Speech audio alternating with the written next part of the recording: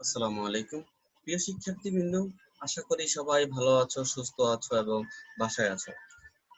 আমি তোমাদের মেহেদী স্যার, সহকারী শিক্ষক, রাজধানী আইডিয়াল স্কুল অ্যান্ড কলেজ, 1 নম্বর ভবন, দিবা শাখা। সবাইকে আমি আমার অনলাইন ক্লাসে স্বাগত জানিয়ে আমি আমার আজকের আলোচনা শুরু করছি। আজকে আমি তোমাদের জন্য আলোচনা করব দশম শ্রেণীর সিলেবাসের অন্তর্ভুক্ত বাংলা দ্বিতীয় পত্রের 5ম অধ্যায়, অর্থাৎ যার শিরোনাম হচ্ছে বাক্য প্রকরণ। বাক্য প্রকরণ কি সেই সম্পর্কে বাক্য প্রকরণ যে মূল বিষয়, সেই মূল বিষয়টা হচ্ছে বাক্য সম্পর্কিত বিষয়। আমরা আগে শুরুতে জেনে নেই বাক্য কাকে বলে। এক বা একাধিক বিভক্তিযুক্ত পদের দ্বারা যখন বক্তার মনোভাব সম্পূর্ণরূপে প্রকাশ পায় তখন তাকে বাক্য বলে। তোমরা সেই ক্লাস 6 থেকে পড়ে আসছো, এক বা একাধিক শব্দ একত্রিত হয়ে যদি নতুন কোনো অর্থ প্রকাশ করে সেটাই হচ্ছে বাক্য। এখানে যে কথাটা বলা হচ্ছে ঘুরে ফিরে সেই একই কথা। এক বা একাধিক বিভক্তযুক্ত পদ, তোমরা একটু মিলিয়ে নাও সেই তোমাদের আগের পড়ার সাথে কথাটা। এক বা একাধিক বিভক্তযুক্ত পদ, যে শব্দগুলা যখন কোনো বাক্যে ব্যবহৃত হবে সেই শব্দগুলা হয়ে যায় বিভক্তিযুক্ত পদ।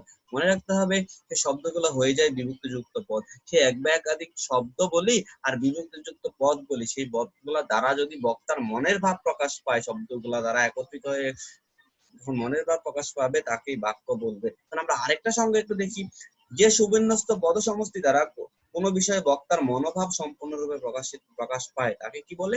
বাক্য বলে। এখন আমি বললাম এক বা একাধিক শব্দ যখন একত্রিত হয়ে বক্তার মনোভাব, এক বা একাধিক বিভূতিযুক্ত পদ একত্রিত হয়ে যদি যখন বক্তার মনোভাব প্রকাশ করে তখন সেটা বাক্য। কিন্তু এখানে আরো কিছু শর্ত আছে। যখন সেই এক বা একাধিক বিভূতিযুক্ত পদ বলি আর শব্দই বলি, সেই পদ বা শব্দগুলা যখন ব্যবহৃত একত্রে বসবে সেগুলা কিভাবে বসতে হবে? সেগুলা সুবিন্যস্ত ভাবে, ধারাবাহিক ভাবে কোন পদের পর কোন পদ আসবে সেই পদগুলা যদি সিরিয়াল মেনটেন করে ধারাবাহিক ভাবে যদি বসে কি করে বক্তার মনোভাব সম্পূর্ণরূপে প্রকাশ করে তখনই সেটা কি হবে? বাক্য হবে। আশা করি বাক্য কি সেটা তোমরা বুঝে গেছো। কতগুলো পদের সমষ্টিতে বাক্য গঠিত হলেও যে কোনো পদের সমষ্টি বাক্য নয়। বাক্যের বিভিন্ন পদের মধ্যে পারস্পরিক সম্পর্ক বা অন্বয় থাকা আবশ্যক। এছাড়া বাক্যের অন্তর্গত বিভিন্ন পদ দ্বারা মিলিতভাবে একটি অখণ্ড রূপ প্রকাশিত হওয়ার প্রয়োজন, তবেই তা বাক্য হবে। দেখো এখানে বলতেছে কতগুলো শব্দ একত্র করে দিলেই সেটা বাক্য হবে না। বাক্যগুলা যে সংজ্ঞায় যে কথাগুলো বলে আসছে, বাক্যগুলা ধারাবাহিকভাবে বসতে হবে এবং কতগুলা শব্দ একত্র করলে সেটা বাক্য হবে না। বাক্যের শব্দগুলা বা বিভক্তিযুক্ত পদগুলা ধারাবাহিকভাবে বসতে হবে এবং প্রত্যেকটা পদ একটা পদের সাথে আরেকটা পদের সম্পর্ক থাকতে হবে। বিক্ষিপ্ত হলে সেগুলা কি হবে না? বাক্য হবে না। এবং সবগুলা পদ বা সবগুলা শব্দ মিলে একত্রিত হয়ে একটা ভাব, একটা মূল ভাব প্রকাশ করতে হবে, তখনই সেটা বাক্য হবে। বাক্য, তারপর আমরা দেখি বাক্য হলো যোগ্যতা, আকাঙ্ক্ষা, আসক্তি সম্পন্ন পদ সমষ্টি যা বক্তার মনের ভাব সম্পূর্ণ প্রকাশ করে। এখন আমরা দেখি একটা সার্থক বাক্য, একটা বাক্য হওয়ার জন্য 3টা গুণ থাকা দরকার। সেগুলো হচ্ছে যোগ্যতা, আকাঙ্ক্ষা, আসক্তি। এই যে 3টা বিষয় যে বাক্যের মধ্যে থাকবে, এই 3টা বিষয় যখন বাক্যের ভিতরে থাকবে, এই 3টা বিষয়ের কোনো ঘাটতি যখন বাক্যে থাকবে না তখনই সেটা সম্পূর্ণরূপে বাক্য হবে এবং বক্তার মনোভাব সেই সেই পদ সমষ্টিগুলো কি করবে? সম্পূর্ণরূপে প্রকাশ করতে পারবে। এই একটা সার্থক বাক্যের জন্য যে 3টা গুণ নিয়ে আমি এখন একটা আলোচনা করব। আমরা শুরুতে আসি সার্থক বাক্যের 3টা গুণের মধ্যে একটা হচ্ছে আকাঙ্ক্ষা। প্রথমটা আমি শুরুতেই একটা উদাহরণ দেখি, চন্দ্র পৃথিবীর চারদিকে, তারপরে ডট ডট দেয়া, তারপরে কি আমরা জানি না। তাহলে কি হচ্ছে? আমাদের মনে প্রশ্ন জাগতেছে, জানার আকাঙ্ক্ষা, জানার আগ্রহ জাগতেছে। বক্তা কোনো কথা বলার পরে যদি সেই বক্তার কথাটা পরিপূর্ণ না হয়, সম্পূর্ণ না হয় কথাগুলা, সেই ক্ষেত্রে আমাদের মনের মধ্যে যে জানার আগ্রহটা, এই জানার আগ্রহটাই হচ্ছে আকাঙ্ক্ষা। এই জানার আগ্রহ, এই আকাঙ্ক্ষা যদি কোনো বাক্যে থেকে যায়, বক্তা কথা বলার পরেও, সেই ক্ষেত্রে বাক্যটা পরিপূর্ণ হবে না, আকাঙ্ক্ষা সম্পূর্ণ বাক্য হবে না। আমাদের মনে রাখতে হবে আকাঙ্ক্ষা, কোনো বাক্য পরিপূর্ণ হতে গেলে বাক্যে সে কোনো বক্তা কথা বলার পরে, কোনো বাক্য বলার পরে সেই বাক্যে আকাঙ্ক্ষা থাকতে পারবে না। তাহলে আমরা দেখি যে চন্দ্র পৃথিবীর চারদিকে ঘুরে, যখন আমি এই চারদিকের পরে ঘুরে শব্দটা দিয়ে দিলাম, তখন কি হলো, আমাদের কি যা এই বাক্যটা সম্পর্কে আর কিছু জানার আগ্রহ থাকতেছে? এই বাক্য সম্পর্কে বক্তা যে কথাটা বলছে এই বিষয়টা সম্পর্কে আমাদের কোনো জানার আগ্রহ থাকতেছে না। এখানে আমাদের আকাঙ্ক্ষাটা পরিপূর্ণ হয়ে যাচ্ছে, আকাঙ্ক্ষা পরিপূর্ণ হয়ে গেলে তখন সেটা কি হবে, বাক্য হবে। আমরা এবার যাই বাক্যের দ্বিতীয় যে গুণ, সেটা হচ্ছে আসক্তি। বাক্যের অর্থ সংগতি রক্ষা করার জন্য সুশৃঙ্খল পদবিন্যাস হচ্ছে আসক্তি। বাক্য যখন একটা অর্থ প্রকাশ করবে, সে অর্থটা সংগতিপূর্ণ ভাবে প্রকাশ করার জন্য বাক্যের পদগুলাকে কি করতে হবে, পর্যায়ক্রমে ধারাবাহিক ভাবে সুশৃঙ্খল ভাবে বসতে হবে, এলোমেলো ভাবে বসলে হবে না। তাই আমরা একটু উদাহরণ দেখি। গিয়ে ঘুমাবো বাসায়, আমি যে বাক্যটি বললাম, শুরুতে ক্রিয়াপদ নিয়ে আসলাম, তারপরে কর্মপদ, তারপরে কি নিয়ে আসলাম, তারপরে তারপরে নিয়ে আসলাম হচ্ছে কর্তা। এভাবে লেখার কারণে বাক্যটা কি হচ্ছে, বাক্যটা বাক্যটাতে আসক্তির অভাব করছে, সুশৃঙ্খল ভাবে বাক্যটা কি হচ্ছে না, সুশৃঙ্খল ভাবে বাক্যটা এখানে সুশৃঙ্খল ভাবে বাক্যে পদগুলা বসতেছে না, তাই এই বাক্যটাতে আসক্তির অভাব রয়েছে। যদি বাক্যটাকে আমি সঠিক করে বলি, সঠিকভাবে সাজাই, আমি বাসায় গিয়ে ঘুমাবো, এই যে কথাটা বললাম, এখানে প্রথমে কর্তা, তারপরে কর্মপদ, তারপরে ক্রিয়াপদ, ধারাবাহিক ভাবে পদগুলো আসার কারণে বাক্যটা সুন্দর এবং সুশৃঙ্খল একটা অর্থ প্রকাশ করতেছে। আর এই বাক্যটি একটি আসক্তি সম্পূর্ণ বাক্য হয়েছে, বাক্যটি সঠিক হয়েছে। অতএব মনে রাখতে হবে, বাক্যের পদগুলাকে সুশৃঙ্খল ভাবে সাজানো, সেটাই হচ্ছে আসক্তি। তারপরে আমরা চলে যাব যোগ্যতা। বাক্যস্থিত পদ সমূহের অর্থগত এবং ভাবগত মিল বন্ধনের নাম হচ্ছে যোগ্যতা। একটা বাক্যের মধ্যে আমরা যে পদ বা শব্দগুলা ব্যবহার করব, যে পদ বা শব্দগুলার আক্ষরিক অর্থ এবং ভাবগত অর্থের মধ্যে মিল থাকতে হবে। যদি আক্ষরিক অর্থ এবং ভাবগত অর্থের মধ্যে মিল না থাকে, তখনই বাক্যটা কি হবে, যোগ্যতা হারাবে। অর্থ অসম্ভব কোনো কিছু যদি বোঝায় বাক্য দ্বারা, সেই ক্ষেত্রে বাক্যটি তার যোগ্যতা হারাবে। আমরা একটু দেখি, বর্ষার বৃষ্টিতে প্লাবন সৃষ্টি হয়। বর্ষার বৃষ্টিতে প্লাবন সৃষ্টি হতে পারে, বাক্যটি সঠিক, এখানে কোনো যোগ্যতা, এটা একটি যোগ্যতা সম্পন্ন বাক্য। যদি বলি বর্ষার রোদে প্লাবন সৃষ্টি হয়, এটা কি সম্ভব যে বর্ষার রোদে প্লাবন সৃষ্টি হবে? বর্ষার রোদে কখনো প্লাবন সৃষ্টি হওয়া সম্ভব নয়, কারণ রোদের দ্বারা কখনো বন্যা হতে পারে না। তাই আমাদেরকে মনে রাখতে হবে, বৃষ্টি হলেই সেখানে প্লাবন সৃষ্টি হবে। তাই এই বাক্যটি অসম্ভব কোনো কিছু বোঝাচ্ছে, অসম্ভব অর্থ বোঝাচ্ছে। আক্ষরিক অর্থ এবং ভাবগত অর্থের মধ্যে মিল খুঁজে পাওয়া যাচ্ছে না, এটা হওয়া সম্ভব নয়। তাই বাক্যটিতে যোগ্যতার অভাব রয়েছে। আমাদের মনে রাখতে হবে, বাক্যের এই তিনটা গুণ যদি আমরা বাক্যে না পাই, সেই ক্ষেত্রে বাক্যটি ত্রুটিপূর্ণ হবে, বাক্যটি সঠিক হবে না। আমরা এবার চলে যাব, আমরা যে বাক্যে শব্দ ব্যবহার করব, শব্দ ব্যবহারের ক্ষেত্রে শব্দের যে যোগ্যতা সম্পূর্ণ শব্দ হতে হবে, শব্দটাকে সঠিক অর্থে ব্যবহার করতে হবে, সেই বিষয়গুলো আমরা একটু দেখব। শব্দের যোগ্যতার সঙ্গে নিম্নলিখিত বিষয়গুলো জড়িত বিষয়গুলোর মধ্যে যে বিষয়গুলো শব্দের যোগ্যতার সঙ্গে মিলে আছে, তার মধ্যে শুরু হচ্ছে রীতিসিদ্ধ অর্থবাচকতা, অর্থাৎ শব্দকে প্রকৃতি প্রত্যয়, শব্দটা যখন গঠিত হয়, বিশেষ করে প্রকৃতি প্রত্যয় যোগে যদি শব্দ গঠিত হয়, সেই প্রকৃতি প্রত্যয় যোগ গঠিত হওয়ার পরে একটা অর্থ তৈরি হয়। সেই অর্থ অনেক ক্ষেত্রে আমরা দেখি সমাজে প্রচলিত নয়, সমাজে প্রচলিত হয় না, সমাজে প্রচলিত বেশিরভাগ অনেক ক্ষেত্রে দেখি আমরা সমাজে সেই প্রকৃতি প্রত্যয়জাত অর্থ ব্যবহৃত না হয়, মানুষের মুখে আরেকটা প্রচলিত একটা অর্থ তৈরি হয়, প্রচলিত একটা মানুষ একটা অর্থের প্রচলন তৈরি করে। সেই ক্ষেত্রে আমাদের খেয়াল রাখতে হবে, আমাদের সব ক্ষেত্রে সেই প্রকৃতি প্রত্যয়জাত অর্থটা যদি আমরা ব্যবহার করে ফেলি, তাহলে সেই শব্দটা রীতিসিদ্ধ যে অর্থবাচকতা আছে, সেই রীতিসিদ্ধ অর্থের প্রয়োগ সেখানে ঘটবে না। মানুষের মুখের যে প্রচলন, সেই প্রচলনটার প্রতি আমরা খেয়াল রাখতে হবে। আমরা একটু দেখি উদাহরণ হিসেবে, তখন আমরা বিষয়টা আরো ক্লিয়ার হবো। ধরো তোমরা এখানে দেখতে পাচ্ছ বাধিত, একটা শব্দ। বাধ্য শব্দটা গঠিত হয় প্রকৃতি এবং প্রত্যয় যোগে, বাদ যোগ ইত। এখানে আমি লিখলাম বাদ যোগ ইত। বাদ মানে হচ্ছে বাধা দেওয়া, আর ইত হচ্ছে প্রাপ্ত। প্রকৃতি প্রত্যয়জাত অর্থ হচ্ছে বাধা প্রাপ্ত, কিন্তু আমরা বাধিত শব্দের অর্থে ব্যবহৃত আপনার অনুগত, অনুগ্রহকৃত বা আপনার প্রতি কৃতজ্ঞ, এরকম অর্থে আমরা ব্যবহার করি। আর এই যে প্রচলিত অর্থ আমরা যে ব্যবহার করি, সে ব্যবহারিক অর্থটাই হচ্ছে রীতিসিদ্ধ অর্থ। এখানে যদি আমি প্রকৃতির প্রত্যয়জাত অর্থ ব্যবহার করি, তাহলে সমাজের মধ্যে মানুষের মধ্যে একটা ঝামেলা তৈরি হবে, বাক্যের মধ্যে, কথার মধ্যে অসঙ্গতি তৈরি হবে। সেই জন্য এই বিষয়টা খেয়াল রাখতে হবে, বাক্যের যেই গঠনগত যে অর্থ, সেই অর্থটার প্রতি খেয়াল রাখতে হবে এবং দেখতে হবে যে মানুষের মুখে বা সমাজে কি অর্থে প্রচলিত, সেই প্রচলিত অর্থ বা ব্যবহারিক অর্থটাই আমাদেরকে ব্যবহার করতে হবে, যাতে কোনো ধরনের ঝামেলা তৈরি না হয়। আর এই প্রচলিত বা ব্যবহারিক অর্থটা ব্যবহার করাই হচ্ছে রীতিসিদ্ধ অর্থবাচকতা। তারপরে আমরা দেখবো তিল।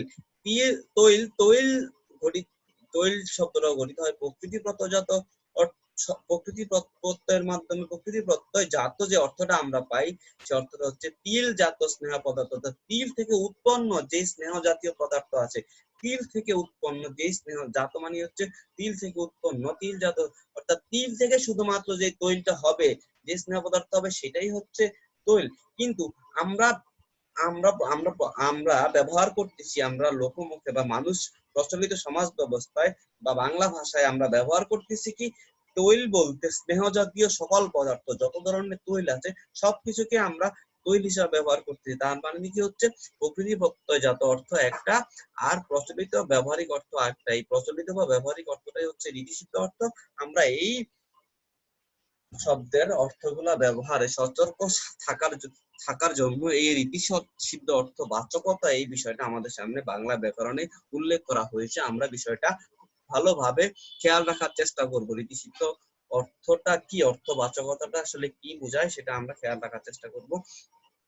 অপ্রচলিত দুর্বোধ্য শব্দ, আমরা তারপরে আসি দুর্বোধ্যতা। অপ্রচলিত দুর্বোধ্য শব্দ ব্যবহারের ফলে বাক্যের যোগ্যতা বিনষ্ট হয়।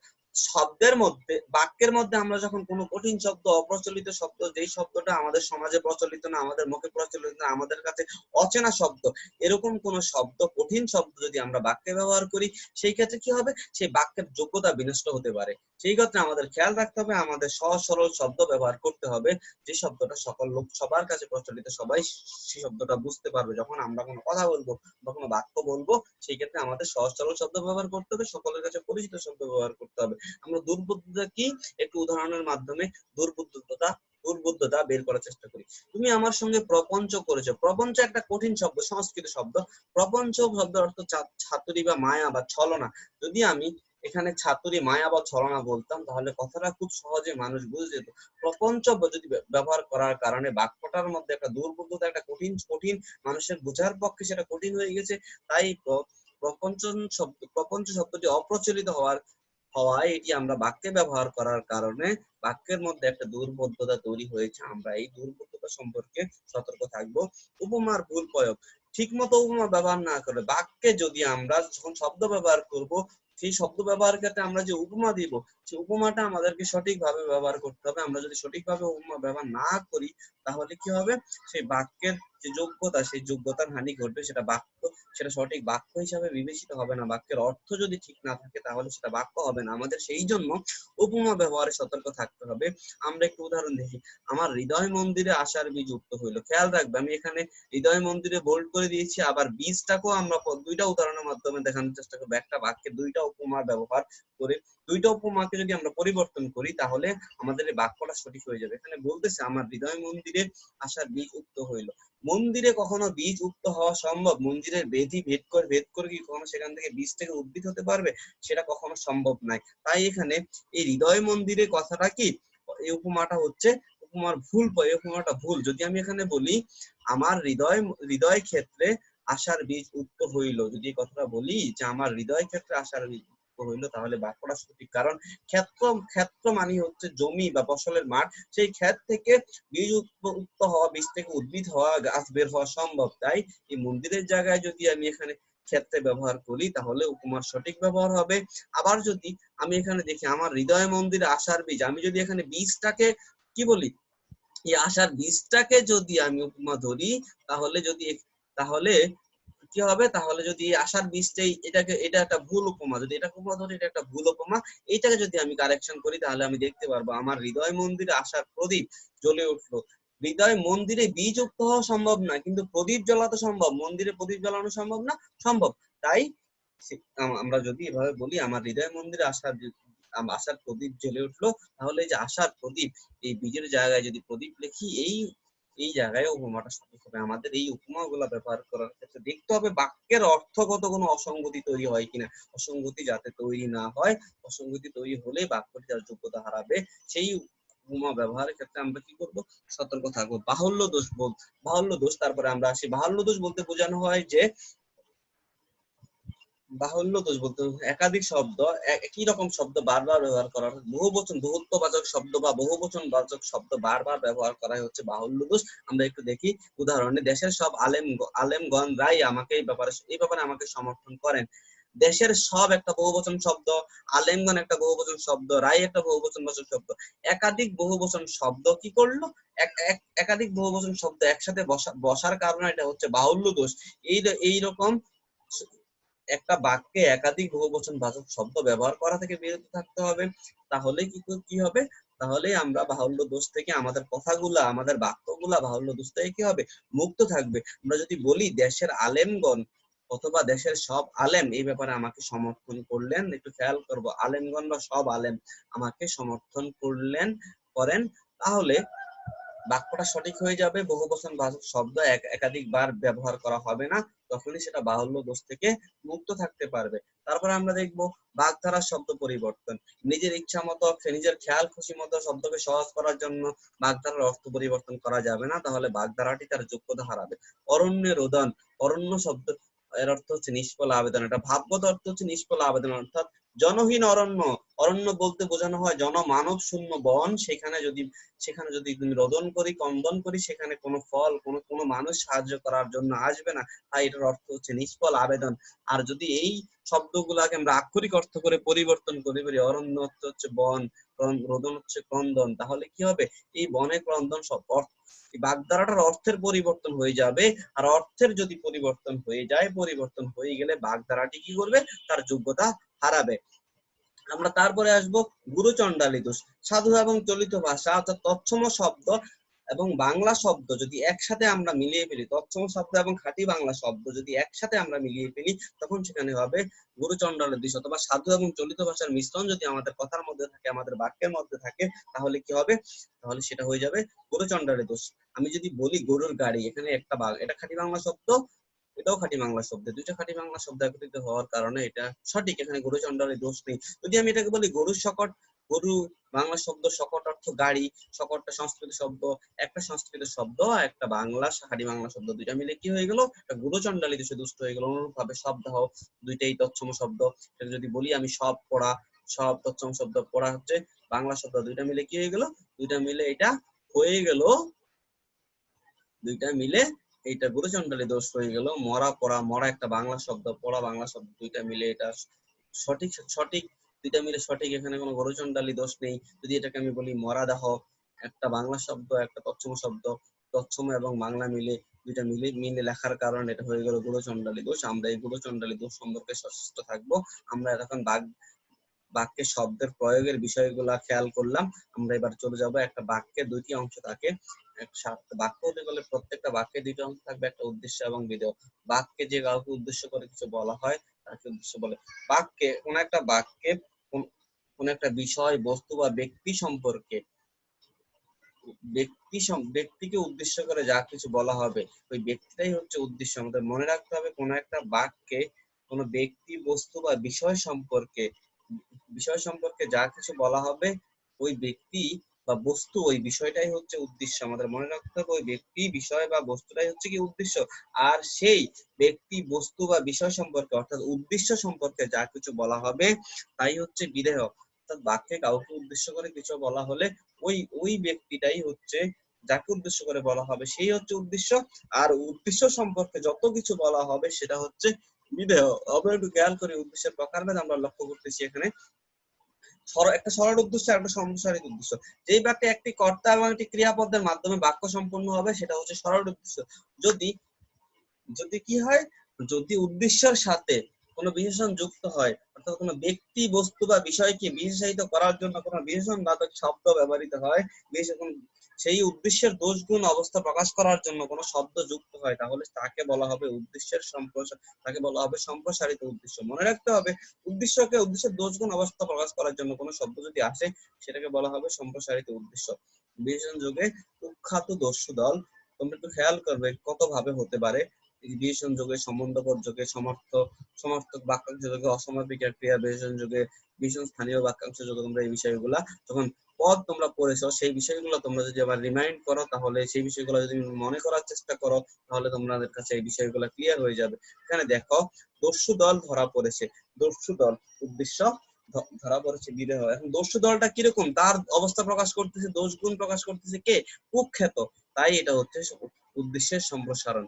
হাসিমের ভাই, ভাই এসেছে, ভাই উদ্দেশ্য, বিদেহ হচ্ছে এসেছে। এখন ভাইকে, ভাইয়ের অবস্থাটা প্রকাশ করতেছে কার ভাই, হাসিমের ভাই। এখানে হাসিমের হচ্ছে কি উদ্দেশ্যের সম্প্রসারণ। অনুরূপ ভাবে সবগুলা উদাহরণ তোমরা এখান থেকে দেখবে। তারপরে তোমরা দেখো যারা অত্যন্ত পরিশ্রমী তারাই কি করবে, যারা অত্যন্ত পরিশ্রমী তারাই উন্নতি লাভ করবে, তারাই উন্নতি লাভ করবে। এটা তারাই হচ্ছে উদ্দেশ্য, কারা, তারাই উন্নতি লাভ করবে। কাদের সম্পর্কে বলা হচ্ছে, তারাই উন্নতি উন্নতি করে, তারাই উন্নতি করে, উন্নতি করে বিধেয়। খেয়াল করি এখন যারা পরিশ্রম করবে, কারা উন্নতি করবে, যারা পরিশ্রম করে। মানে এই তারাই এর সমর্থক অর্থ, সমর্থক বাচক শব্দ ব্যবহার করতে, যারা অত্যন্ত পরিশ্রমী। তারা কারা, যারা অত্যন্ত পরিশ্রম করবে, তারাই এর সমর্থক, সমর্থক অর্থ বা সমর্থক বাক্য, সমর্থক অর্থ প্রকাশ করে এই বাক্যটা। তাই এটা হচ্ছে সমর্থক বাক্যাংশ যোগে এই তারাই উদ্দেশ্যের কি সম্প্রসারণ। চাটুকার পরিবৃত্ত হয়ে বড় সাহেব থাকেন, চাটুকারের দ্বারা পরিবৃত্ত হয়ে বড় সাহেব থাকেন, বড় সাহেব থাকেন। বড় সাহেব কিভাবে থাকেন, চাটুকারের পরিবৃত্ত হয়। একটু খেয়াল করো, অসমাপিকা ক্রিয়া বিশেষণ যুগে এই যে হয়েই, এটা একটা অসমাপিকা ক্রিয়া। এই অসমাপিকা ক্রিয়াটাকে বিশেষিত করতেছে কে, পরিবৃত্ত। চাটুকার, চাটুকার কি করতেছে, চাটুকারের মাধ্যমে পরিবৃত্ত হয়, চাটুকার কি করে, পরিবৃত্ত করে। তাহলে এই যে হয়েই, এটা হচ্ছে একটা ক্রিয়াপদ, এই ক্রিয়া অসমাপিকা ক্রিয়াটাকে বিশেষিত করতেছে চাটুকার পরিবৃত্ত হয়ে।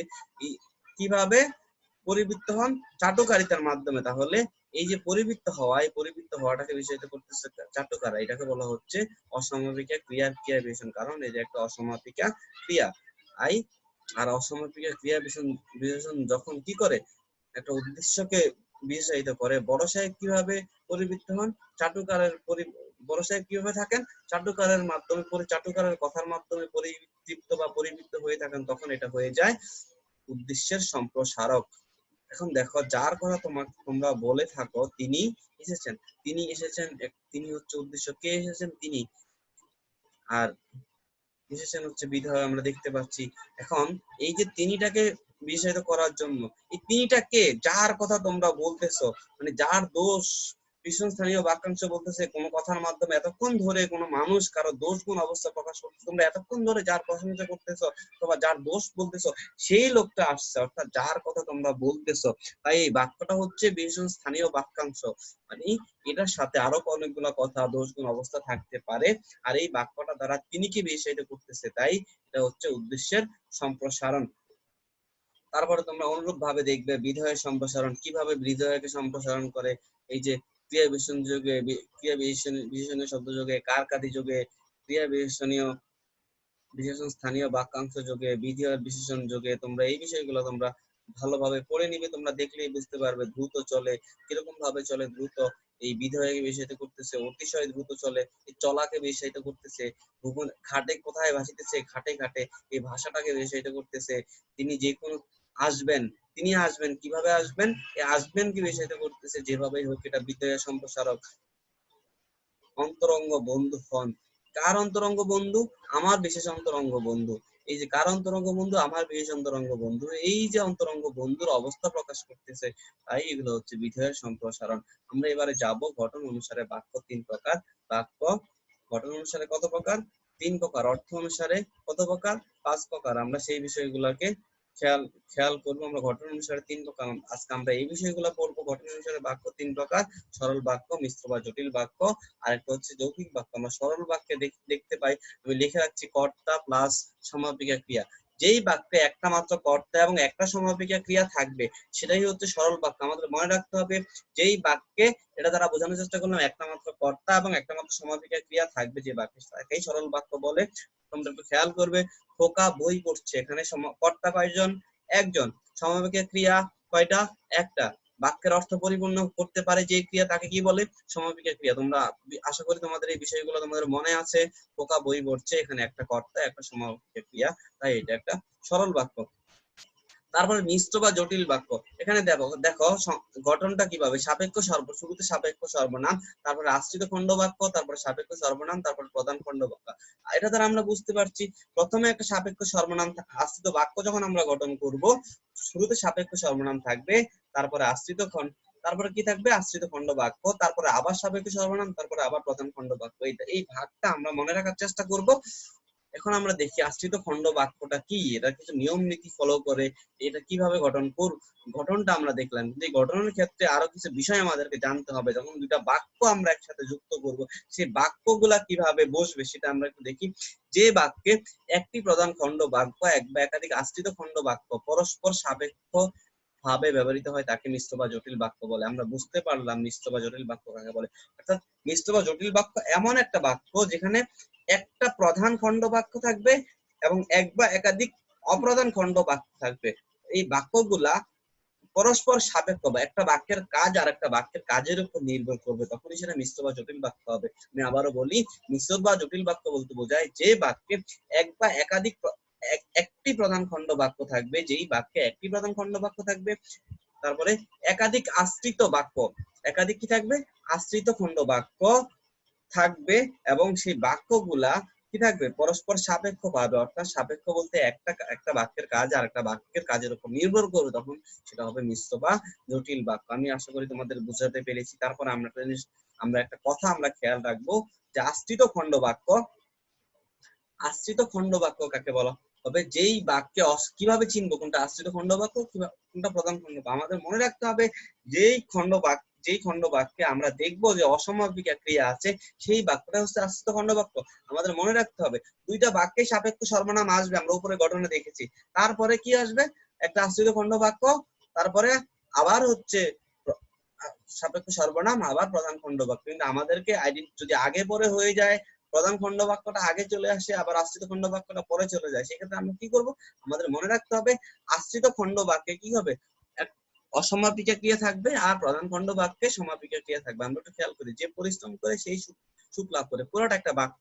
এখানে দেখো শুরুতে আমরা সাপেক্ষ সর্বনাম পেয়েছি, যে পরিশ্রম করে, এখানে কি পাচ্ছি অসমাপিকা ক্রিয়া, যে পরিশ্রম করে। তারপরে কি আমরা জানতে পারছি বাক্যের অর্থটাকে পরিপূর্ণ হচ্ছে না। তাই এই যে বাক্যাংশটুকু, এই বাক্যাংশটুকু আশ্রিত খণ্ড বাক্য, সেই সুখ লাভ করবে, সেই সুখ লাভ করে, সেই সুখ লাভ করে, কে সুখ লাভ করে, সে সুখ লাভ করে। যদি আমি বলি তাহলে বাক্যটা কি, বাক্যটা একটা পরিপূর্ণ বাক্য হয়, কারণ হচ্ছে এখানে সমাপিকা ক্রিয়া আছে। এখানে সমাপিকা, এই ক্রিয়াটা হচ্ছে সমাপিকা ক্রিয়া, তাই এটা হচ্ছে প্রধান খণ্ড বাক্য। আর যে কথাটা বললাম একটা বাক্যের কাজ আর একটা বাক্যের কাজের উপর নির্ভর করবে, দুইটা বাক্য সাপেক্ষ হবে, এই বিষয়টা আমরা খেয়াল করি। সাপেক্ষতা, যে পরিশ্রম করে সেই সুখ লাভ করে, যদি পরিশ্রম না করে সুখ লাভ করতে পারবে, অর্থাৎ একটা কাজ আর একটা কাজের উপর নির্ভর করবে। সেই শর্তগুলো মনে রাখতে হবে। প্রত্যেকটা বাক্যের শুরুতে সাপেক্ষ সর্বনাম থাকবে, আশ্রিত খণ্ড বাক্যের সমাপিকা ক্রিয়া থাকবে না, আর প্রধান খণ্ড বাক্যের সমাপিকা ক্রিয়া থাকবে। আশ্রিত একটা বাক্য আর একটা বাক্যের উপর কি হবে, একটা বাক্য আর একটা বাক্যের প্রতি সাপেক্ষ ভাবে বসবে, একটা বাক্যের কাজ আর একটা বাক্যের কাজের উপর নির্ভর করবে। এই বিষয়গুলো তোমরা কি করবে, মনে রাখবে। সে যে অপরাধ করেছে তা মুখ দেখে বুঝেছি। তো খেয়াল করো, সে যে অপরাধ করেছে, অসমাপিকা ক্রিয়া, এটা দ্বারা কি বোঝা যায় সে যে অপরাধ করেছে, এটা অসমাপিকা ক্রিয়া না?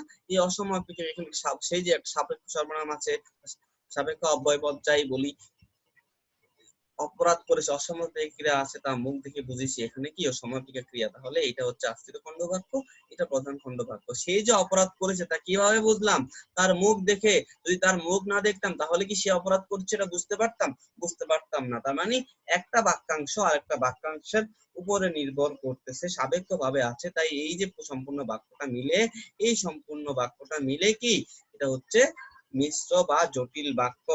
তারপরে আমরা দেখি আশ্রিত খণ্ড বাক্যকে তিন ভাগে ভাগ করা হয়।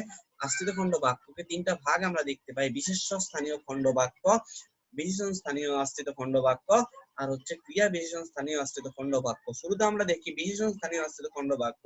যে আশ্রিত খণ্ড বাক্য প্রধান খণ্ড বাক্যের কোন পদের আশ্রিত থেকে বিশেষ কাজ করে, অর্থাৎ যে আশ্রিত খণ্ড বাক্যটা আশ্রিত খণ্ড বাক্যটা কি করবে, আশ্রিত খণ্ড বাক্যটা প্রধান যে খণ্ড বাক্য থাকবে তার কোন পদের বিশেষ্যের কাজ করবে, তাহলে সেটা কি হবে প্রধান, সেটাই হবে বিশেষ্য স্থানীয় আশ্রিত খণ্ড বাক্য। আমি একটু উদাহরণে দেখি।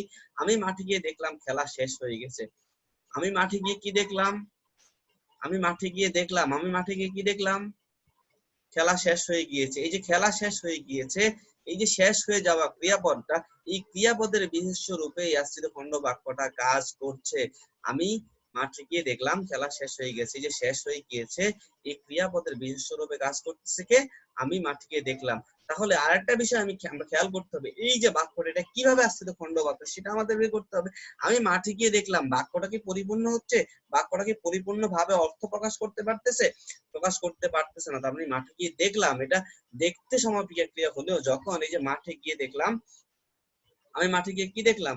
বাক্যটা অসম্পূর্ণ থাকার কারণে যে বাক্যটা অসম্পূর্ণ থাকবে সেটাই হচ্ছে আশ্রিত খণ্ড বাক্য। এটা আমাদের মনে রাখতে হবে। তারপরে আমি দেখব, তিনি বাড়ি আছেন কিনা আমি জানি না। আমি কি জানি না? তিনি বাড়ি আছেন কিনা। এই যে জানি না, আমি জানি না, এই জানি না যে ক্রিয়াপদ, এই ক্রিয়াপদের বিশেষ্য রূপে কাজ করতেছে তিনি বাড়ি আছেন কিনা। তারপরে আমরা দেখি, ব্যাপারটি নিয়ে ঘাটাঘাটি করলে ফল ভালো হবে না। কেন ফল ভালো হবে না?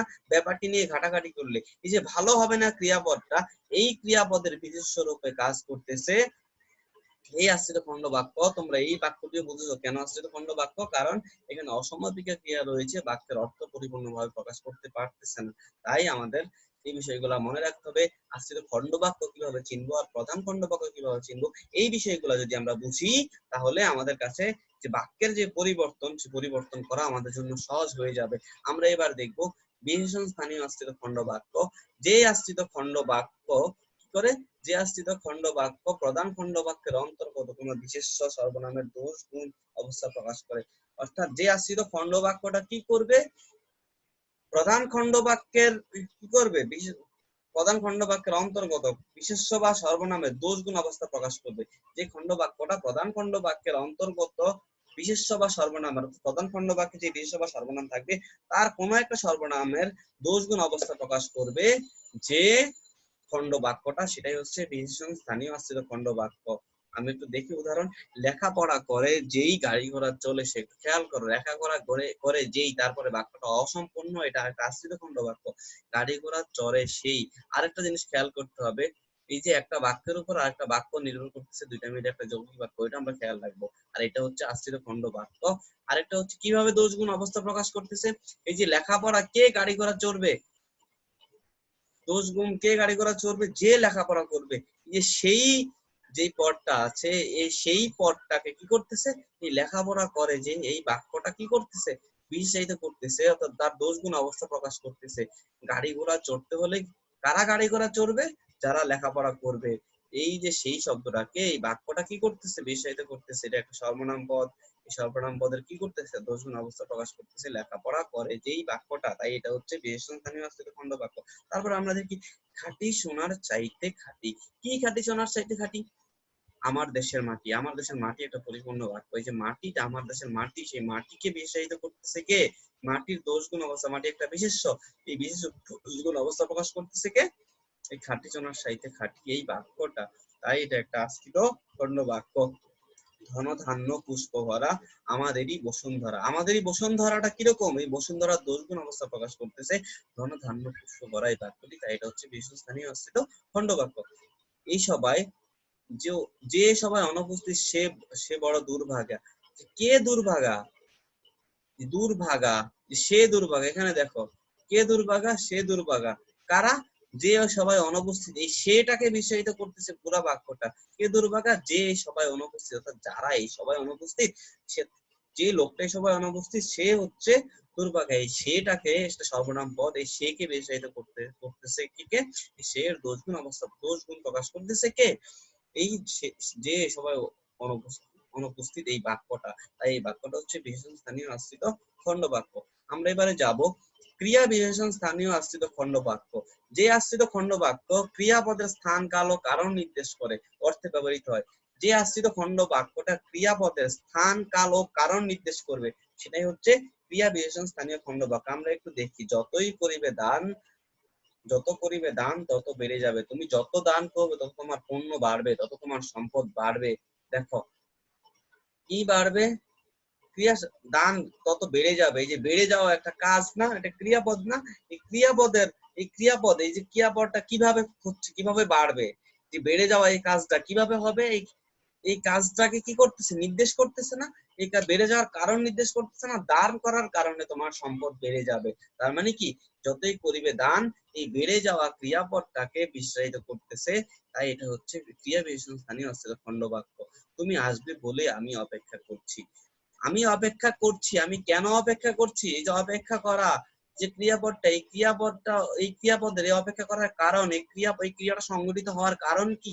তুমি আসবে বলে। তাই এই যে বাক্যটা, এই বাক্যটা হচ্ছে বিশেষণ স্থানীয় আশ্রিত খণ্ডবাক্য, ক্রিয়া বিশেষণ স্থানীয় আশ্রিত খণ্ডবাক্য। কারণ ক্রিয়াপদের ক্রিয়া সংগঠনের কারণ এটা নির্দেশ করতেছে। তারপরে আমরা দেখি, যেখানে আকাশ আর সমুদ্র একা হয়ে গেছে সেখানে দ্বিচক্র কাল। এই যে কোথায় দ্বিচক্র কাল? ক্রিয়া সংগঠনের স্থান। দ্বিচক্র বালটা কোথায়? এখানে দিগন্তটা কোথায়?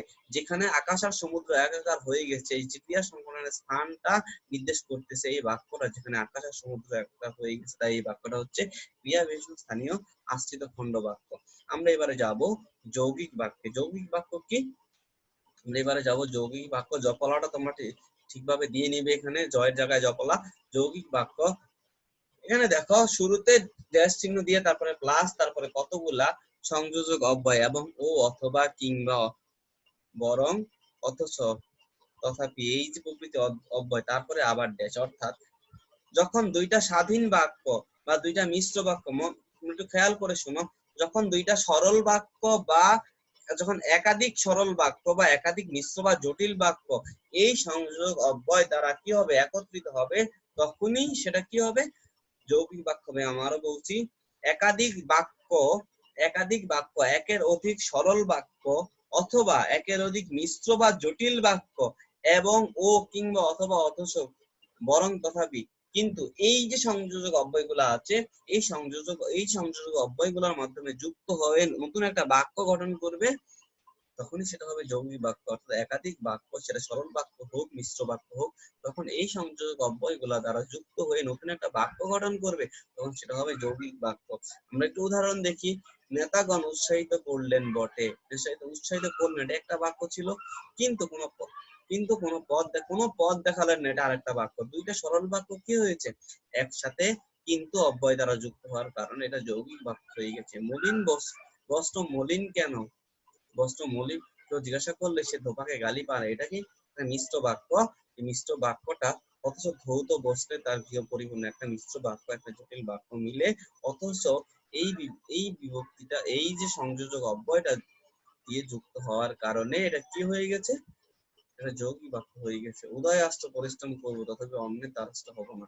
উদয় আষ্ট পরিশ্রম করবো, এই দেখো দুইটা সরল বাক্য তথাপি তারা যুক্ত হয়ে কি হচ্ছে, একটা যৌগিক বাক্য হয়ে গেছে। তাহলে মনে রাখতে হবে, এই সংযোজক অব্যয় দিয়ে একাধিক সরল বাক্য বা একাধিক মিশ্র বাক্য বা জটিল বাক্য যুক্ত হবে, তখন সেটা হয়ে যাবে যৌগিক বাক্য। আমরা এবার দেখবো বাক্যে রূপান্তর। বাক্যে রূপান্তরের ক্ষেত্রে আমরা যে বিষয়টা খেয়াল রাখতে হবে, পরিবর্তন না করে পরিবর্তন না করে বাক্যকে রূপান্তর করার নাম হচ্ছে বাক্য রূপান্তর। অর্থাৎ আমরা যখন বাক্য রূপান্তর করব, অর্থের কোনো পরিবর্তন করা যাবে না, অর্থটা একই থাকবে, একই বিষয় বোঝাবে, তখনই আমরা সেটাকে বাক্য রূপান্তর করব। আমরা শুরুতে দেখব সরল বাক্যকে মিশ্র বাক্যে পরিণত করব। সরল বাক্যকে মিশ্র বাক্যে পরিণত করতে হলে যে বিষয়গুলো আমাদের খেয়াল রাখতে হবে, সরল বাক্যকে মিশ্র বাক্যে পরিণত করতে গেলে বাক্যের কোনো অংশকে খণ্ড বাক্যে পরিণত করতে হবে। আমরা যখন একটা সরল বাক্যকে মিশ্র বাক্যে নিয়ে যাব, তখন সেই বাক্যের একটা অংশকে কি করব, সরল বাক্যের একটা অংশকে আমরা খণ্ড বাক্য করে ফেলবো, আর একটা অংশকে খণ্ড বাক্য করব, বাক্যের কোনো অংশকে খণ্ড বাক্য করে ফেলবো। অর্থাৎ তখন কোনো অংশকে খণ্ড বাক্য করব, একটা প্রধান খণ্ড বাক্য একটা অপ্রধান খণ্ড বাক্য তখন হয়ে যাবে। এখন দুইটা মিলে একত্রে যখন যুক্ত হয়ে যাবে, তখন সেটা হবে মিশ্র বাক্য। আমাদের মনে রাখতে হবে, সরল বাক্যকে যখন মিশ্র বাক্যে নিব, সেখান থেকে বাক্যের কোনো অংশকে এক খণ্ড বাক্য তৈরি করে ফেলবো, এবং যখন যে খণ্ড বাক্য যখন হবে, দুইটা খণ্ড হয়ে যাবে বাক্যটা, যখন সেই বাক্যটাকে একত্রিত করব, তখন কি হবে, সেই দুইটা বাক্যের শুরুতে সেই বাক্য শুরুতে এই সংযোজক অব্যয়, এই সাপেক্ষ যে সর্বনাম পদ ও সাপেক্ষ অব্যয় পদ, সেগুলো কি হবে, সাপেক্ষ সর্বনাম এবং সাপেক্ষ অব্যয় পদ গুলা সেখানে যুক্ত হবে। খেয়াল রাখতে হবে, সাপেক্ষ সর্বনাম এবং সাপেক্ষ অব্যয় পদগুলা সেখানে যুক্ত হবে প্রত্যেকটা বাক্যের শুরুতে। যদি এই যে খণ্ড বাক্যগুলা দুইটা খণ্ড করে ফেলবো, সেই কোন খণ্ড বাক্যের শুরুতে যদি আসে তাহলে দ্বিতীয় খণ্ড বাক্যের শুরুতে তবে আসবে, একটা খণ্ড বাক্যের শুরুতে যদি যে আসে আরেকটা খণ্ড বাক্যের শুরুতে সে আসবে, একটা খণ্ড বাক্যের শুরুতে যারা আসলে আরেকটা খণ্ড বাক্যের শুরুতে তারা আসবে। অনুরূপ ভাবে প্রত্যেকটাতে এরকম একটা শুরুতে একটা এই যে আলাদা আলাদা করে দেওয়া আছে সংযোজক অব্যয় বা সংযোজক যে সাপেক্ষ অব্যয় বা সাপেক্ষ সর্বনাম পদগুলা, এইগুলা প্রত্যেকটা খণ্ড বাক্যের শুরুতে আসবে। খণ্ড বাক্যের শুরুতে এসে যখন উভয় মিলে একটা বাক্য গঠিত হবে এবং সাপেক্ষ বুঝাবে, তখন সেটা হবে মিশ্র বা জটিল বাক্য। আমি আবারও বলছি, পরিণত করতে হয় যদি সরল বাক্য থেকে মিশ্র বাক্যে নিতে হয় তাহলে কি করতে হবে, একটা অংশকে খণ্ড বাক্যে পরিণত করতে হবে। আর প্রত্যেকটা খণ্ড বাক্যের শুরুতে এই সম্বন্ধ সূচক যেই সংযোগ বিধানের সম্বন্ধ সূচক যে অব্যয় পদ বা সর্বনাম পদগুলো আছে, এগুলা কি হবে, এগুলা প্রত্যেকটা এই দুইটা খণ্ড বাক্যের আগে যুক্ত হবে ধারাবাহিকভাবে।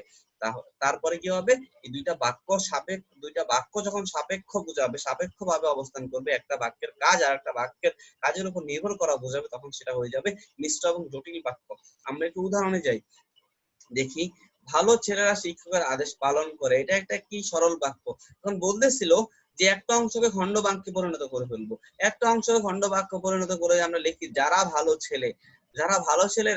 লেখার পরে আরেকটা অংশ কি রয়ে গেল, শিক্ষকের আদেশ পালন করে।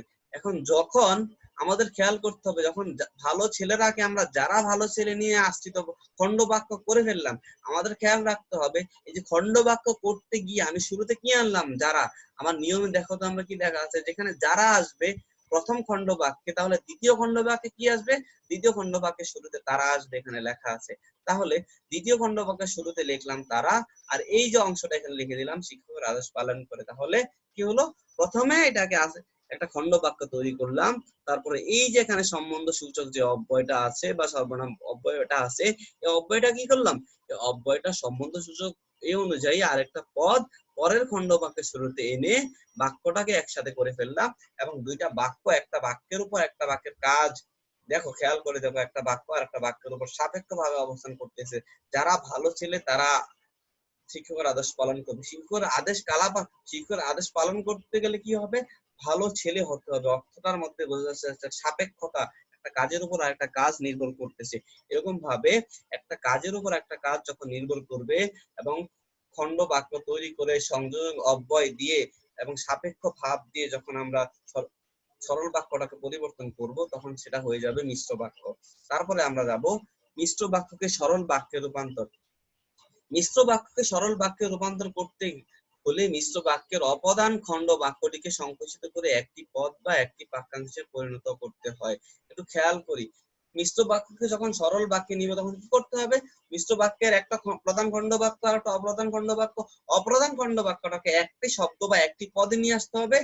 আর তারপরে কি করতে হবে, এবং দ্বিতীয় যে অপ্রধান খণ্ড বাক্যটাকে পরিবর্তন করবো, আর প্রধান খণ্ড বাক্যের যে সাপেক্ষ সর্বনামটা আছে সেটাও আমাদের কি করতে হবে, সাপেক্ষ যে অব্যয় পদ সর্বনাম পদ আছে সেটা আমরা কি করবো, সেটা আমরা বাদ দিয়ে সরল বাক্য তৈরি করতে পারবো। আমরা একটু খেয়াল করি, যাদের বুদ্ধি নেই, যাদের একটা সাপেক্ষ, যারা এবং তারা সাপেক্ষ সর্বনাম পদ, যাদের বুদ্ধি নেই, এটা একটা কি প্রধান খণ্ড বাক্য, এটা একটা আশ্রিত খণ্ড বাক্য। এই আশ্রিত খণ্ড বাক্যকে একটি পদ বা একটি অংশ আমরা নিয়ে গেলাম, নির্বোধেরা বা বুদ্ধিহীনরা, আমরা একটি পদ বা একটি শব্দ নিয়ে আসতে পেরেছি, একটা বাক্যাংশ নিয়ে আসতে পেরেছি।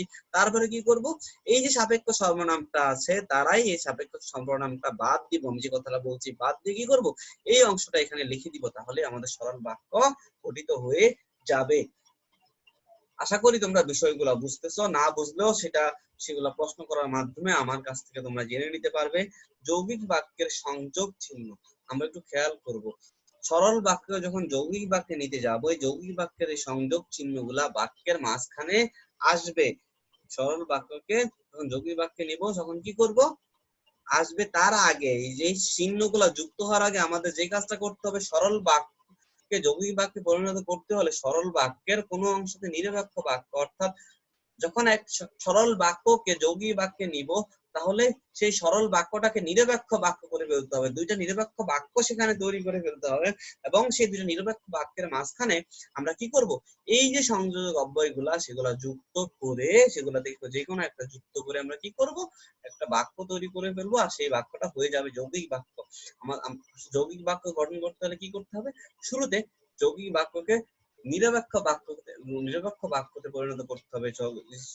দুইটা নিরপেক্ষ বাক্য, সরল বাক্যের একটা অংশ, কোন অংশকে নিরপেক্ষ বাক্য, যদি একটা অংশ নিরপেক্ষ বাক্যে নেই, আরেকটা অংশ অটোমেটিক নিরপেক্ষ বাক্যে চলে যাবে।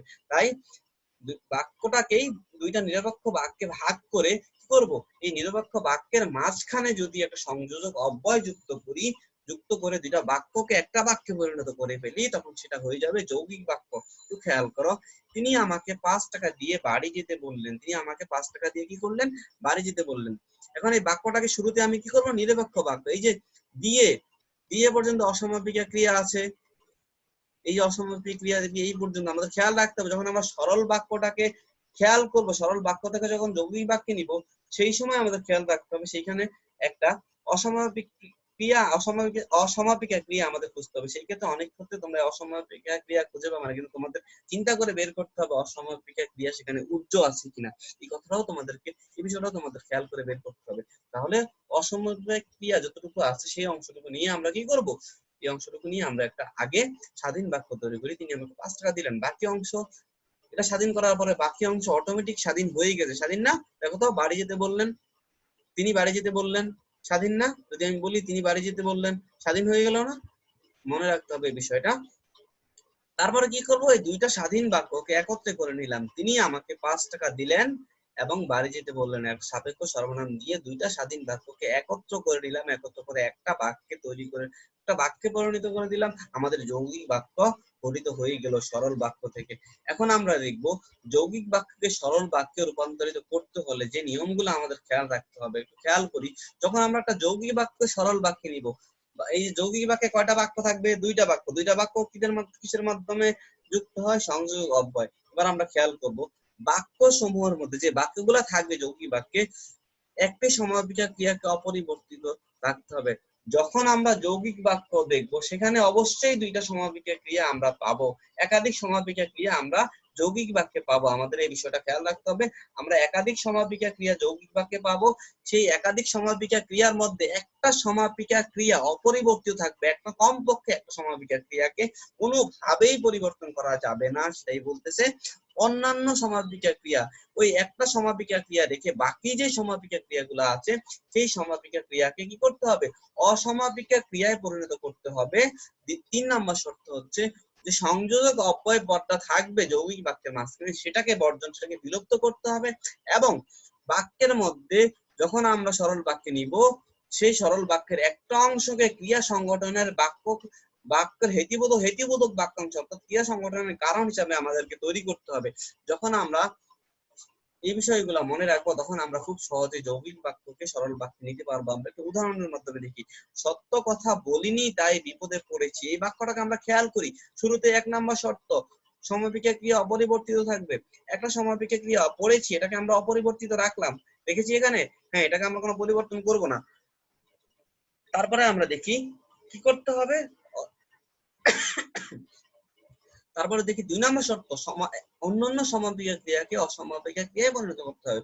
দেখো, আরেকটা অসমাপিকা ক্রিয়া আছে এখানে, সত্য কথা বলিনি, সমাপিকা ক্রিয়া না? এই সমাপিকা ক্রিয়াটাকে অসমাপিকা ক্রিয়ায় পরিবর্তন করে লিখলাম না বলে। পেয়েছি, আমরা পরিবর্তন করেছি দ্বিতীয় শর্ত মোতাবেক। কি বললাম, অসমাপিকা ক্রিয়ায় নিয়ে গেলাম, সত্য বলিনি কে না বলে বলার কারণে এটা হয়ে গেল অসমাপিকা ক্রিয়া। সত্য কথা না বলে অসমাপিকা ক্রিয়া না? একটু খেয়াল করে দেখো তো, এতটুকু যদি বলি, তাহলে সত্য কথা না বলে এতটুকু যদি বলি, তাহলে এই ক্রিয়াটা কি অসমাপিকা ক্রিয়া না? অবশ্যই অসমাপিকা ক্রিয়া। এই অসমাপিকা ক্রিয়াটাকে কি করলাম, সমাপিকা ক্রিয়াটাকে অসমাপিকা ক্রিয়া নিয়ে গেলাম। তারপর অব্যয় পদ, যে তাই অব্যয় পদটাকে বাদ দিলাম। এখানে কি অব্যয় পদ আছে? নাই, অব্যয় পদটাকে বাদ দিলাম। আর 4 নম্বর শর্ত, বাক্যের একটা অংশকে হেতুবোধক বাক্যাংশ, অর্থাৎ ক্রিয়া সংগঠনের কারণ হিসাবে দেখাতে হবে। সত্য কথা বল, সত্য কথা, এই যে সত্য কথা না বলে বিপদে পড়েছি, কেন বিপদে পড়েছি? সত্য কথা না বলার কারণে। এই বিষয়টাকে আমরা বাক্যের হেতুবোধক বাক্যাংশে পরিণত, অর্থাৎ ক্রিয়া সংগঠনের কারণ হিসাবে পরিণত করে দেখানোর চেষ্টা করলাম। আশা করি তোমরা বুঝতে পারছো কিভাবে যৌগিক ক্রিয়া থেকে সরল যৌগিক বাক্য থেকে সরল বাক্যে আমরা নিব। তারপরে আমরা দেখব যৌগিক বাক্যকে মিশ্র বাক্যে কিভাবে নিব। এখন আমরা যৌগিক থেকে সরল নিলাম, এখন যৌগিক থেকে আমরা কিভাবে কি করব, মিশ্র বাক্যে নিব। যৌগিক বাক্যের অন্তর্গত পরস্পর নিরপেক্ষ বাক্য দুইটি। খেয়াল করো, যৌগিক বাক্যের অন্তর্গত যৌগিক বাক্যের মধ্যে দুইটা বাক্য থাকবে, দুইটাই নিরপেক্ষ বাক্য। বাক্য দুইটি কি করতে হবে, বাক্য দুইটির পূর্বে যদি বা যদিও, প্রথমটির পূর্বে কি হবে, দুইটা সংযোজক অব্যয় যেখানে একটা হবে। দুইটা যে যৌগিক বাক্যে দুইটা নিরপেক্ষ বাক্য, সেই দুইটা নিরপেক্ষ বাক্যের শুরুতে কি করতে হবে, যদি বা যদিও, প্রথমটির পূর্বে যদি বা যদিও সাপেক্ষ এই যদি বা যদিও অব্যয় পদটি আসবে। আবার দ্বিতীয় বাক্যের পূর্বে কি হবে, তাহলে বা তাহলে কিংবা তথাপি। খেয়াল করবে, যেই বাক্যের পূর্বে যদিও আসবে প্রথমটার পূর্বে, তাহলে দ্বিতীয়টার পূর্বে তাহলে বা তাহা হইলে আসবে। যেই বাক্যের পূর্বে যদিও আসবে তার পূর্বে তথাপি আসবে। খেয়াল রাখবে, দুইটা সাপেক্ষ সর্বনামের পূর্বে এই সংযোজক অব্যয়গুলা আসবে, প্রথমটার পূর্বে আর দ্বিতীয়টার পূর্বে এই সংযোজক অব্যয়গুলো আসবে। যখন যদি আসবে প্রথমটার পূর্বে, তাহলে দ্বিতীয়টার পূর্বে কি আসবে, নিরপেক্ষ যে বাক্যগুলো প্রথমটার পূর্বে যদি আসবে, দ্বিতীয়টার পূর্বে তাহলে বা তাহা হলে হইলে আসবে। আর যদি যদিও আসে প্রথমটার পূর্বে, দ্বিতীয়টার পূর্বে কি আসবে, তথাপি আসবে।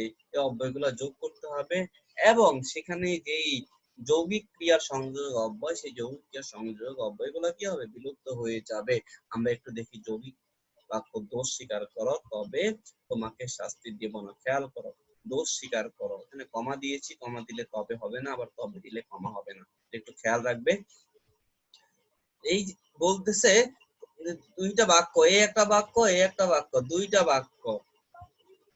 তবে দিলে, দোষ স্বীকার করো তোমাকে তবে দিলে এটা হয়ে যাবে কি, আবার মিশ্র বাক্য। খেয়াল রাখবে, দোষ স্বীকার করো, তবে এটা এখানে বাদ দিয়ে দিবা তোমরা। দোষ স্বীকার করো তোমাকে শাস্তি দিব না।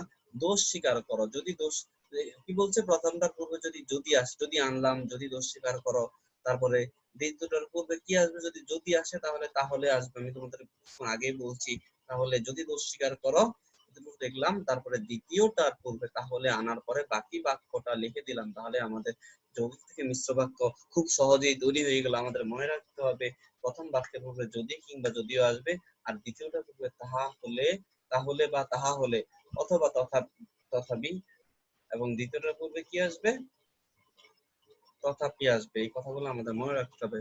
কোনটা পূর্বের বাক্যে যদিও, আর পরের বাক্যে তাহা হইলে, তাহলে বা তথাপি আসবে। এই কথাগুলো আমাদের মনে রাখতে হবে। এই বিষয় অব্যয়গুলো যদি আমরা সঠিকভাবে বাক্যে বসিয়ে দিতে পারি, তাহলে আমাদের যৌগিক বাক্য খুব সহজেই মিশ্র বাক্যে পরিণত হয়ে যাবে। তারপরে আমরা দেখব সাপেক্ষ অব্যয়ের সাহায্যে যৌগিক ক্রিয়ার পরিবর্তন করা যায়, যৌগিক বাক্যকে মিশ্র বাক্যে পরিণত করা যায়।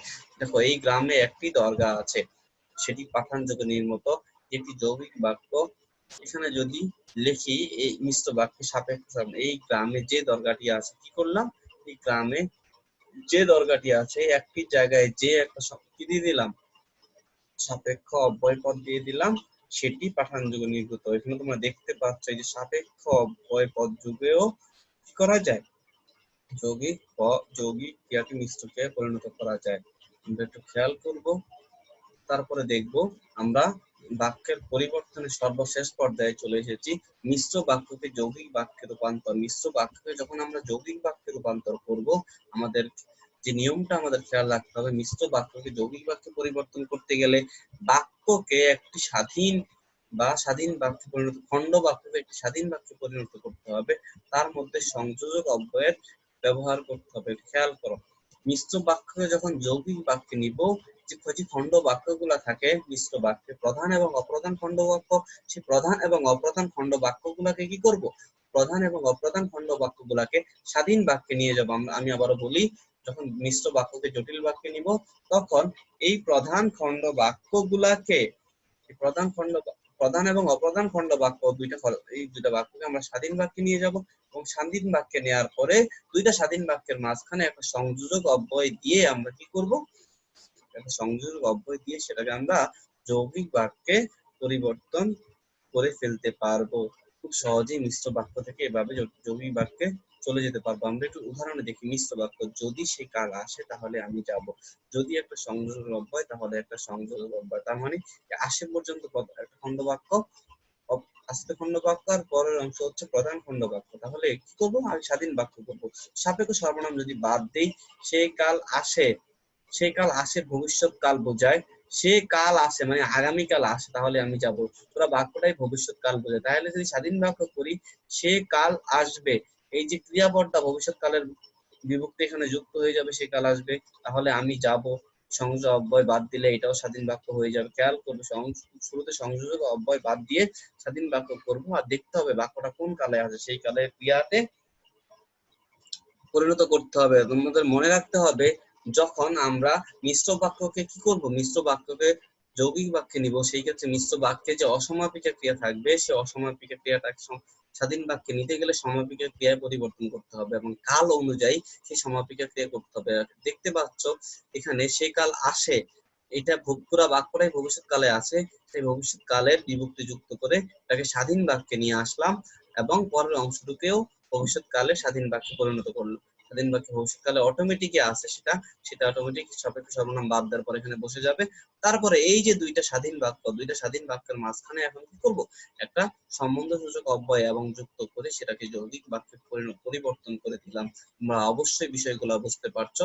তোমরা তারপরে বইয়ে তোমরা দেখবে তোমাদের এই অধ্যায়ে আরেকটু যে কি বলে বাক্যের যে বিশ্লেষণ, কোনটা উদ্দেশ্য, কোনটা বিধেয়, কোনটা উদ্দেশ্যের সম্প্রসারণ, কোনটা বিধেয়ের সম্প্রসারণ, এই বিষয়গুলা তোমরা তোমাদের বইতে দেখবে। তোমরা যদি আজকের এই যে যতটুকু আলোচনা আমি করলাম, সেই আলোচনাটুকু তোমরা যদি ভালো করে বুঝে থাকো, তাহলে তোমরা বাক্যের বিশ্লেষণটা খুব সুন্দরভাবে করে নিবে। আশা করি তোমরা বাসায় বসে পুরো চ্যাপ্টারটা খুব ভালোভাবে আমার কথাগুলোর সাথে মিলিয়ে, বইয়ের সাথে মিলিয়ে তোমরা খুব ভালোভাবে বাসায় পড়ে নিবে এবং খুব ভালোভাবে বিষয়টা আয়ত্ত করে নিবে বাসায় বসে। তারপরে তোমরা এই যে বাক্য পরিবর্তনের বিষয়গুলো, এই বাক্য পরিবর্তনের বিষয়গুলো তোমরা বাসায় বসে খাতায় লিখে লিখে প্র্যাকটিস করবে। বই থেকে একটা বাক্য শুধুমাত্র একটা বাক্য লিখে নিবে, আর পরিবর্তিত বাক্যটা, মনে করো তোমার মিশ্র বাক্য থেকে যৌগিক বাক্যে নিবা, শুধু মিশ্র বাক্যটা লিখে নিবে, বই না দেখে সেটাকে পরিবর্তন করবে নিয়মগুলা পড়ার পরে।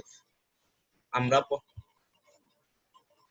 আর এই যে এতক্ষণ ধরে যে আলোচনা করলাম, এর মধ্যে যদি তোমাদের কোনো বিষয় বিদঘুটে লাগতেই পারে, কারণ অনেক বড় একটা আলোচনা, প্রায় 1 ঘন্টার মতো আলোচনার মধ্যে তোমাদের মধ্যে বিদঘুটে লাগতেই পারে কোনো কথা। সেই বিদঘুটে কথা থাকলে কিংবা কোনো বিষয় তোমরা যদি না বুঝো, সেই বিষয়ে তোমরা আমাকে সরাসরি প্রশ্ন করতে পারবে। সরাসরি আমি তোমাদের সেই প্রশ্নের উত্তর দেওয়ার চেষ্টা করব এবং সেই সময়টাও কখন তোমরা আমাকে প্রশ্ন করবে, সেই সময়টাও তোমাদেরকে জানিয়ে দেওয়া হবে আশা করি। সেই পর্যন্ত সবাই ভালো থাকবে, সুস্থ থাকবে, বাসায় বসে নিয়মিত পড়াশোনা করে যাবে। সবাই সবার সুস্বাস্থ্য কামনা করে শেষ করছি। আল্লাহ হাফেজ।